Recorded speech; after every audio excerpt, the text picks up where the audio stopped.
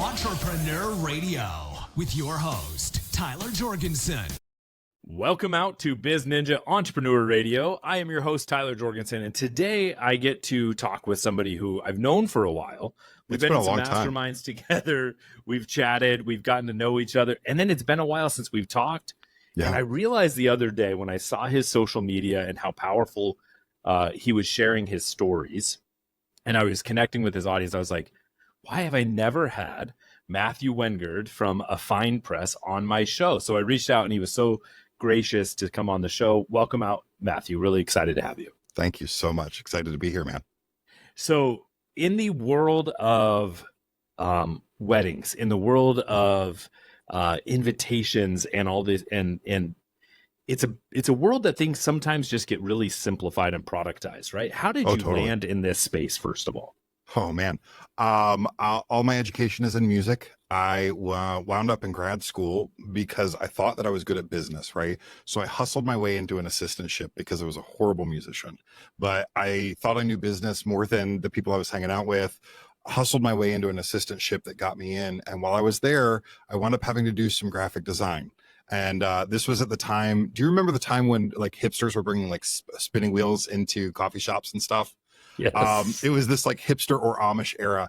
And I realized like all that was a whole generation looking for a way to connect a ritual, to slow down and do common rituals together. The only things we all really experience together, despite whatever we believe or whoever we are, is some version of weddings and some version of death. Everything else we kind of might do on our own, but this was a moment where we all gather and we all experience it. So I kind of geeked out on weddings, and because of the graphic design stuff I was doing in grad school, why don't I make invitations and see what happens? And here we are. Yeah. And so you guys do something that I just think is fascinating. And I love how you say it on your Instagram. You create holy shit stationery for nonconformists, right? And some of the things I remember you've done, some of these, these are not, first of all, not cheap, right? You do really high end, very cool stuff, but really like it is amazing. Like some of the skulls that you've done as invitations and stuff like this. But so you do like old school printing, analog and real, like you have a press and all this stuff. Like when did you first realize that you were like an entrepreneur and a creator like this? Oh man. I think that in grad school, I realized it was not creating music that I was longing for, but some act of creating.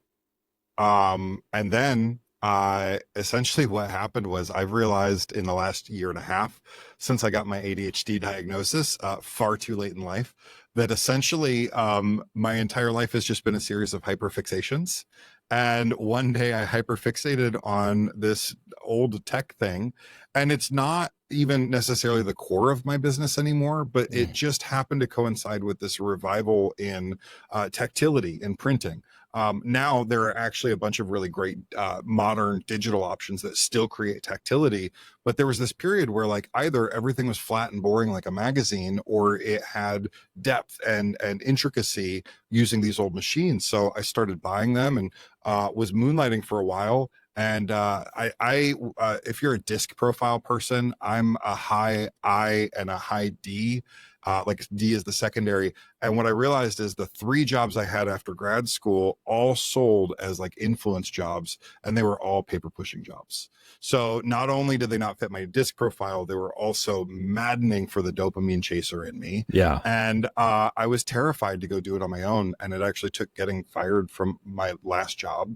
And I went out looking for work pretty hard for a few months, and just realized there was nothing that was going to do what this business can do for the skill set that I had. And so I just kind of fumbled my way into it. Talk about your favorite piece that you've created. That's tough. We'll go something from the top 5, so you don't. Yeah, you don't have to be upset. That's if you my were trick. Wrong. Yeah, exactly. Man, I just did an invitation that I was really excited about.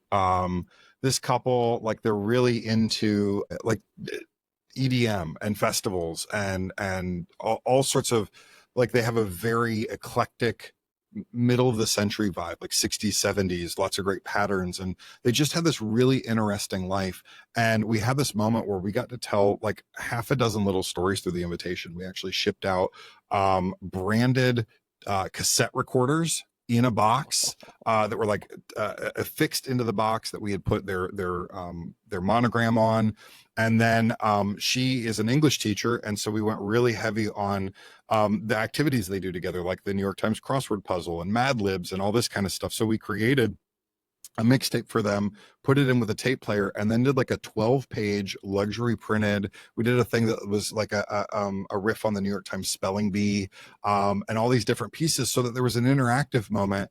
And the bride literally built 2 crossword puzzles and the spelling bee and the Mad Libs and made all of this stuff that I got to play with. And it was just so cool. It wound up getting an unboxing video on TikTok that went like mini viral that I was super stoked on. And the best part is between that and the photographer sharing it on Instagram, there were like a dozen holy shit comments. And I went, bingo, I'm doing exactly what I set out to do. Okay. So when the average person thinks of a wedding invitation, they don't think of what you just described. Not at all. Okay. You said something before we started recording about what's happening into the middle of the market.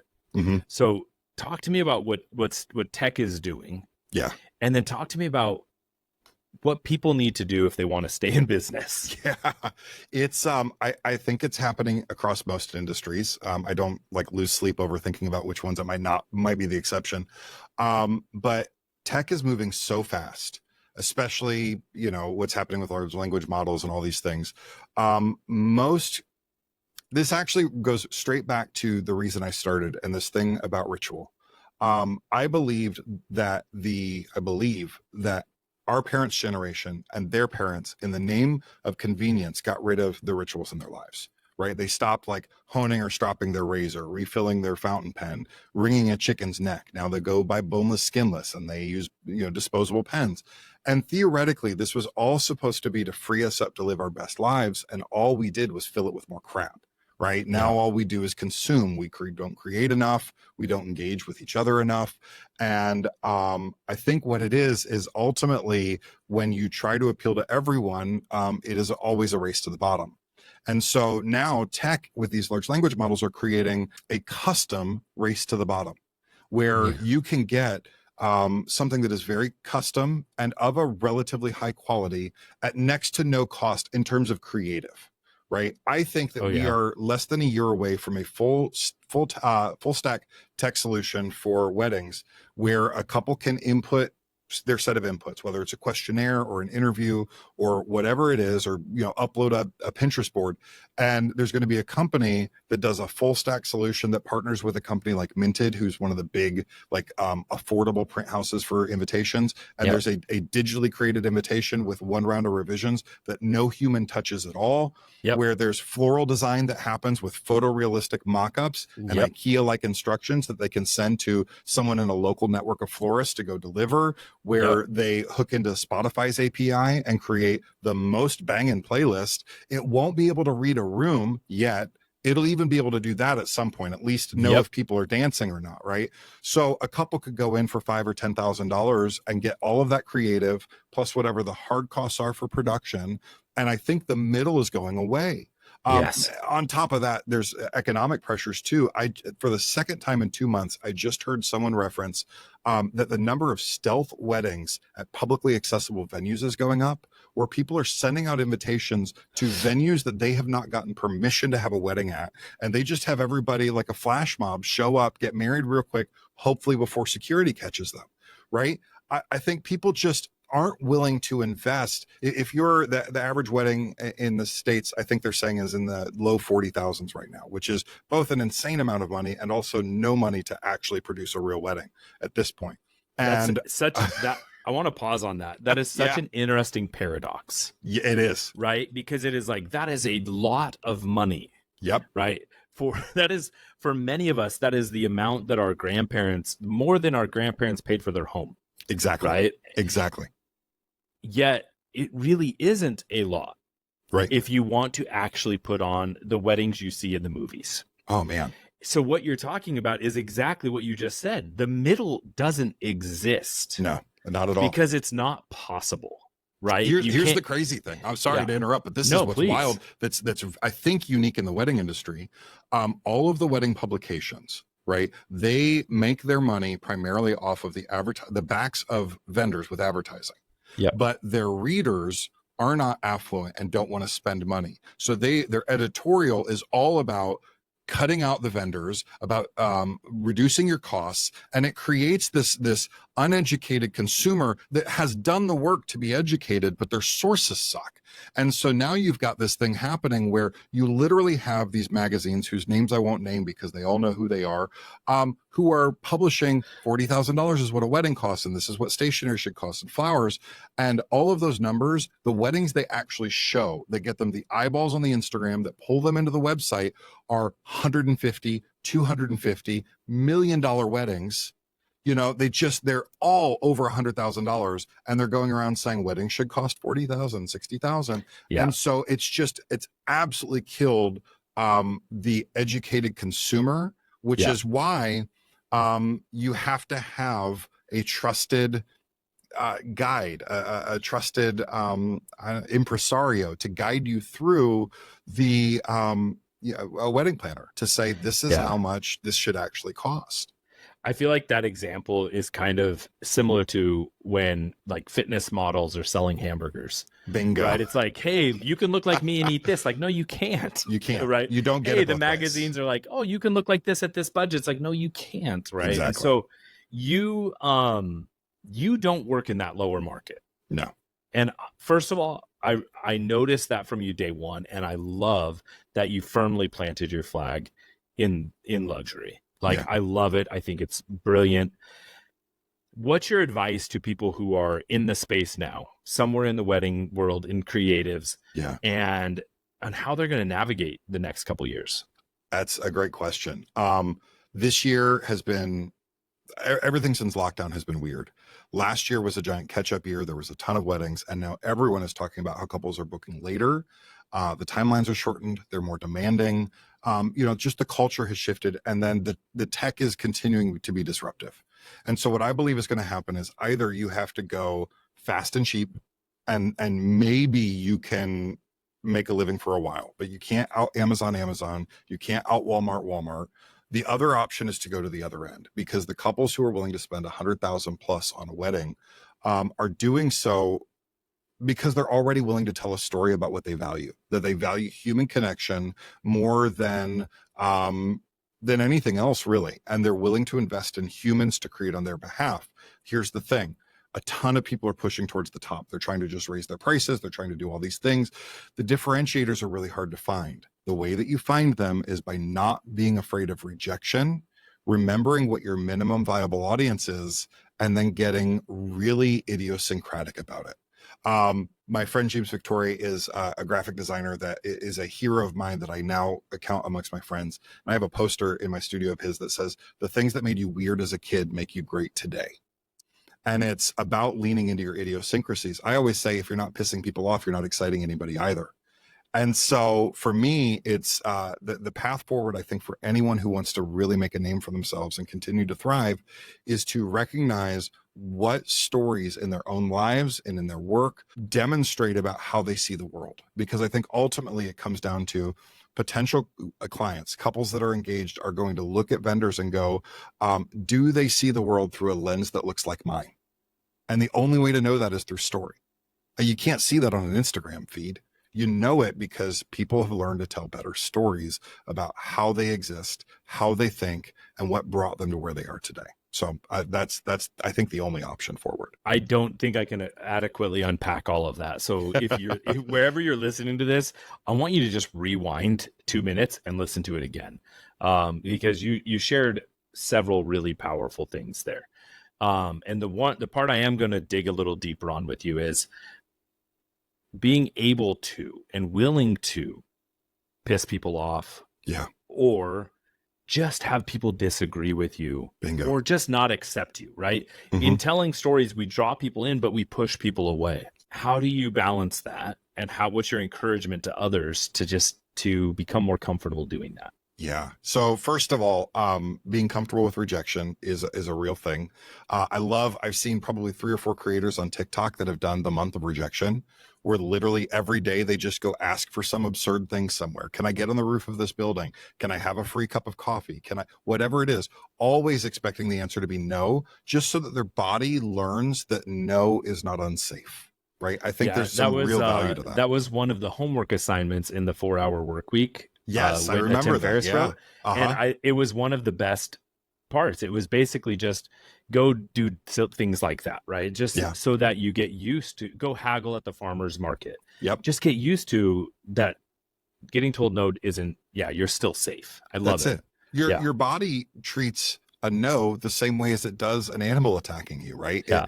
There's that same bit of fear and lack of safety, that sense of a lack of safety. And it's training ourselves to recognize this one is not unsafe. This one is okay. And then the other half of that, I think, is that for me, it comes down to when I recognize that I could figure out what parameters gave me the space to possibly do my best work, right? Under what conditions do I know that my best work isn't coming? I have to never put myself in a position where I know that I can't give my best. And so that means I have to set boundaries around the things that I require to do my best work. And that is right off the bat, I'm going to piss some people off with those. It's a trope in the wedding industry that the higher you go in terms of budgets, the less access you have to the final client, right? There's the bottleneck of a wedding planner or usually a wedding planner. And that tends to be true. Most of the wedding planners act almost like a concierge, and they become a single point of contact. And it's a completely legitimate way to do business. But if I believe that my work is to reflect my couples so that they can be known and remembered by their people, then I have to meet them. I can't reflect something I haven't seen. And so I choose only to work with wedding planners who will let me have access to couples. And that immediately knocks out 70-80% of the market at that price point. And I have to be okay with that. And what it is I recognize it's not a judgment about me, even if they think it is. It actually isn't. Sure. It's about this integrity that I choose to live in, to say, I won't work with you if I know that I can't give you my best. Yeah. Yeah. And I think so many times boundaries and rejection just take reframing it from a place of like, it's actually empowering. Yeah. Right. Not, and it's hard. It is super hard being rejected, especially if you're in you're really trying to get something going, build momentum. Yeah. It can really impact your soul, your but ego, the reminder your sense of like safety. Yeah. The reminder of like, that's getting you closer. Now you said something about a minimum viable audience. Yeah. Or minimum viable market. Expand on that, please. That sounds really fascinating. I feel like Seth Godin's probably the first person I ever heard say that. And it's the idea that, when we were growing up, you buy a spot at the Super Bowl and you brutalize them with information until they buy, right? And the goal is mass. And it was always about mass, and it was always about growing. But we're shifting into our silos specifically because of tech and communication, where and this is it's all the mumbo jumbo about marketing, things like the long tail and things like this, right? People essentially have so much choice that the goal is no longer to scale, but to create people who really truly believe in your vision of the world, and then work with them to find the products that they want, to find the services that they want, to find a way to talk to them. And that's honestly, that's a big part of why I've been talking about story so much in my own social media, is to draw in other people in the wedding industry who understand and care about it. Ultimately, I'm working on some education on storytelling too, but I really started it just specifically because I recognized if someone doesn't believe in the power of story, they're never going to understand what I do to begin with.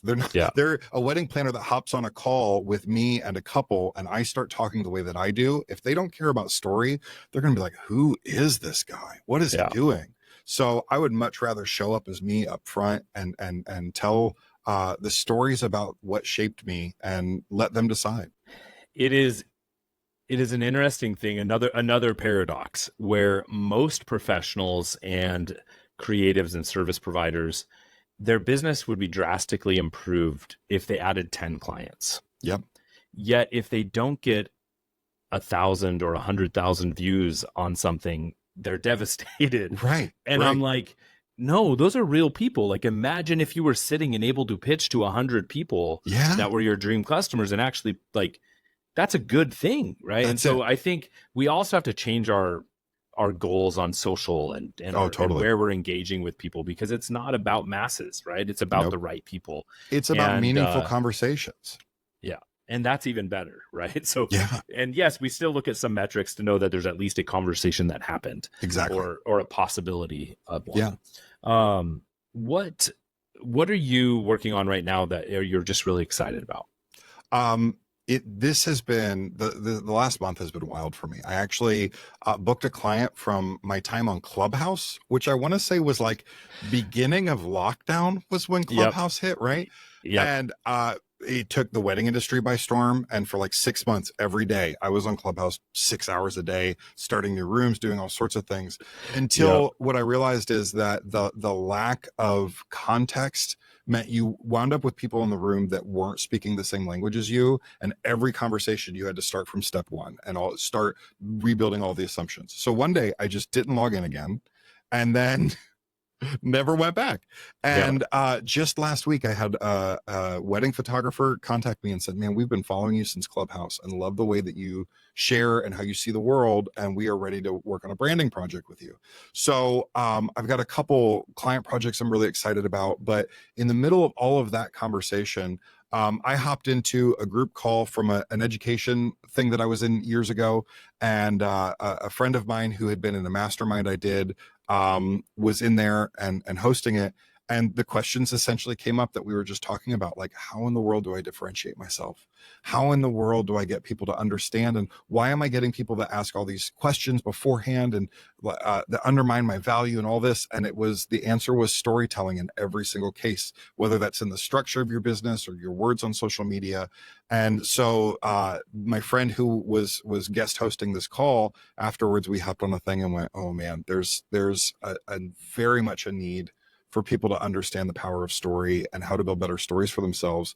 And so we're working on building out an educational product for the industry for that. And the thing that I'm honestly really excited about, the things that make those things hard for me, a lot of those stem from my ADHD and my challenge with momentum in projects like that and in them keeping my attention. And she very much has the exact opposite side of her brain working. And so when she says something's going to happen, you know it's going to happen. I'll That's come up with awesome. 100 ideas this week and maybe one of them might stick. She is really great at honing in. And when I have that accountability, I can be too. So we're working on a project that hopefully will launch in about 2 months. And then next year, we're planning on the possibility of doing maybe even some traveling to do some of these things in person too. So I'm very excited about this.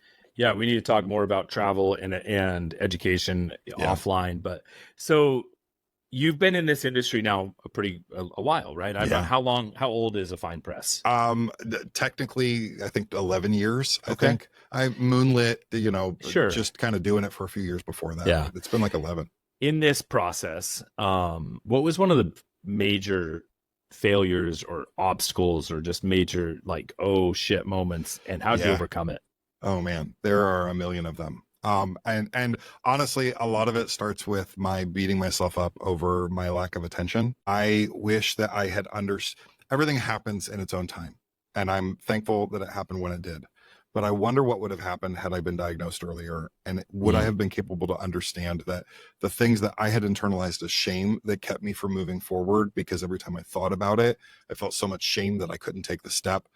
Now I recognize it's not a thing to feel shame about. It's literally a thing that I can't control, but I can manage. And so that has been probably the biggest, hardest lesson. I literally have started sending out emails and texts that I call ADHD apologies, that basically go, I recognize I didn't honor our relationship the way that I should have. And I didn't have the ability to see that in that moment. And I'm so sorry. Here's what I'm doing to work on it. And I don't need their forgiveness. I don't need to work with them again. I just want to recognize that I was not honorable in that relationship. And the response has just been so uplifting. And these people have held me so gently.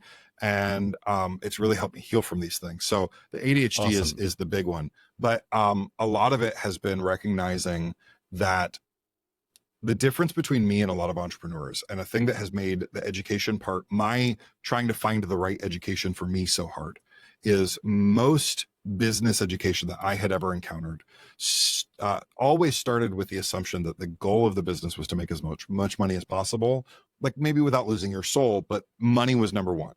For me, feeding my creative soul is number one, money is number two.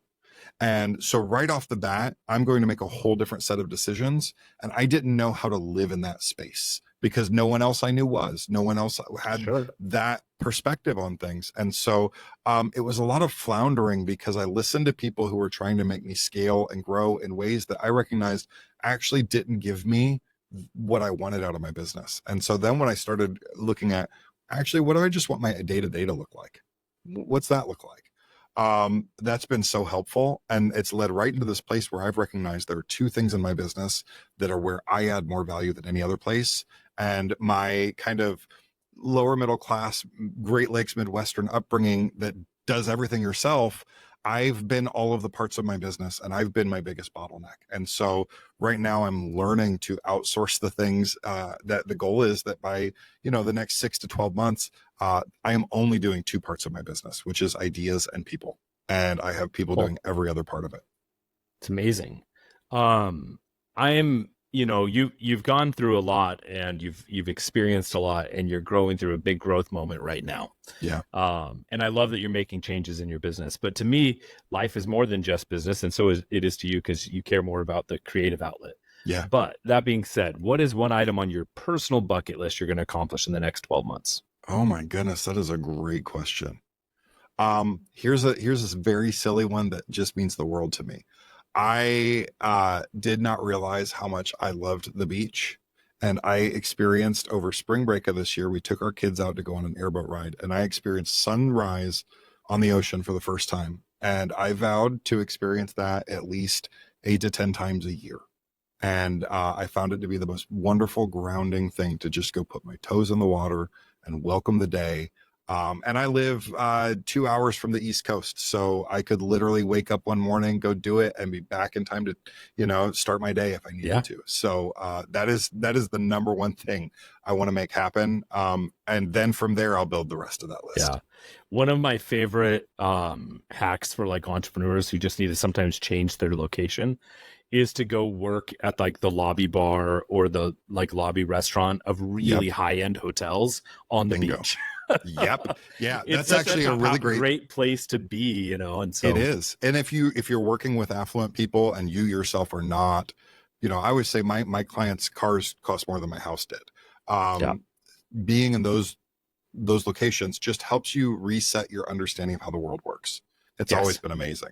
Yeah, if you are marketing to the affluent and that's your client base, you have to find ways to experience that and be around it and have that proximity, even sporadically, right? Even if it's just going to the art museum. Yeah, it's a really great place to do that. I love that. I'm much more of a sunset at the beach guy. Maybe that's because I'm on the West Coast. I get that. But I love it. Matthew, it's been an absolute pleasure just getting to know you a little bit more. Same. Thank you so much for sharing your stories. Where can people go to find out more about you? Yeah, A Fine Press on Instagram and TikTok and the website and all those things. If I can manage, the YouTube channel will show back up soon because there's a lot of stories left to tell. I love it. Thank you so much for coming out. To all my biz ninjas, wherever you're listening, watching, or tuning in, it's your turn to go out and do something.